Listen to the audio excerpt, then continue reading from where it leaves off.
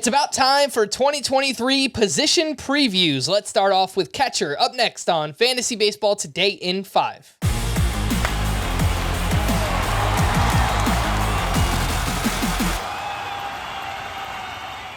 Welcome into FBT in 5. Today is Monday, February 6th. I am Frank Sample, joined by Scott White.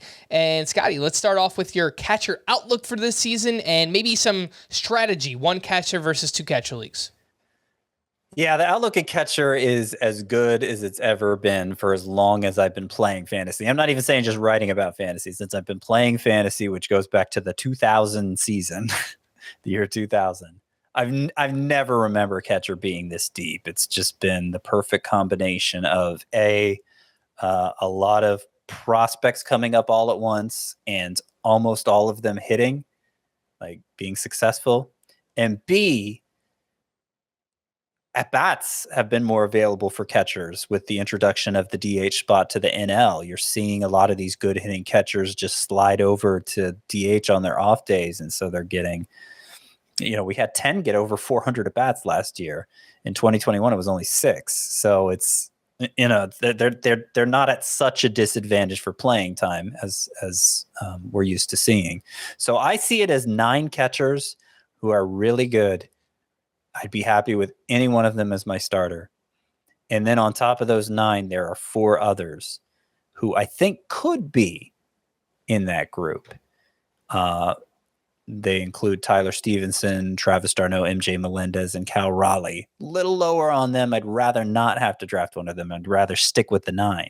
But if I have to, they could end up being very productive themselves. One catcher league versus two catcher league. I think it's more important to get one of the 9 in a one catcher league. You have fewer lineup spots to work with, and you want to make sure you get as much impact as you can with what you have. Two catcher leagues, I'm less concerned about it, but I still want to get one of those 9. And, if my second catcher is somebody not that interesting or exciting, that's fine. I probably would go for somebody interesting and exciting, like a prospect like Francisco Alvarez or Logan O'Hoppe, but I don't want to pay up for 2 catchers in a 2-catcher league. You got a lot of other spots to work with. And Scott, based on ADP, you're right. There is more talent at the position this year versus last year. There are 10 catchers going inside the top 120 picks. Last year, we had just 5 based on ADP inside the top 120. So more talent at the position, which is a great thing for fantasy baseball. Speaking of which, Scott, who is the catcher that you want most, all things considered? Upside, downside, ADP, who do you want? This is going to be a common theme across positions. I basically said there are 9 catchers that I feel really good about, that I'd be happy, thrilled to get as my starter. So I'm looking at the back of that group in terms of who gets drafted where. And it's generally one of 2 players. It's Sean Murphy, the Braves' new catcher, or it's William Contreras, the guy the Braves gave up to get Sean Murphy. He's now the catcher in Milwaukee. And both were great last year. Both were basically must-start players. William Contreras, because he was splitting time with Travis d'Arnaud in Atlanta, he had some playing time issues, but he was one of the most prolific home run hitters at the position. He's the brother of longtime standout Wilson Contreras, and if you look at their StatCast pages side by side, eerily similar. I think in Milwaukee, William Contreras is going to have less competition for at-bats and could get even better than he was last year. He was good enough last year to be a starter in fantasy. And then Sean Murphy, I think his stock could go up, moving to a much better lineup after being in Oakland last year, now being in Atlanta. Better park. And he really showed improvement over the final 4 months. His strikeout rate dropped 10 percentage points. He hit about 280 during that stretch. And if those gains hold, in addition to the better lineup, I think Sean Murphy could be a true stud at the position. So I'm happy with either one of those. I'd rather not reach the position. I'd rather not pay up for JT Realmuto, for instance, because a lot of times, particularly in one catcher leagues, the back end of that 9, they go a lot later.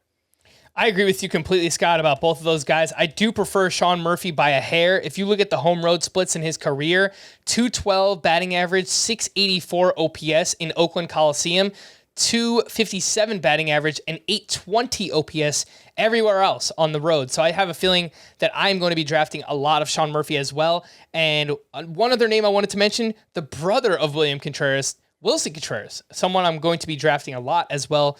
The ADP is 102. He's going pretty late. He's very proven. He's going to hit you 240 to 250, low to mid 20s in terms of home runs. And I think the counting stats could be better now that he's joining the St. Louis Cardinals as well. So I do like Wilson quite a bit.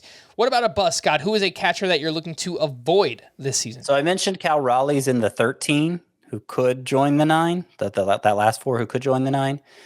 He's the scariest one to me. He did tie for the position lead with 27 home runs last year, but he's sold out for them completely. Strikeout rate up near 30%.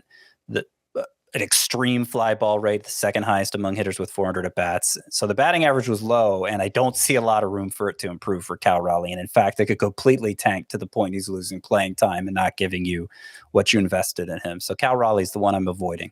All right. For more extensive fantasy baseball coverage, listen to the Fantasy Baseball Today podcast on Spotify, Apple Podcasts, the Audacy app, or anywhere else podcasts are found. Thanks for listening to Fantasy Baseball Today in 5, and we'll be back again tomorrow. Bye-bye.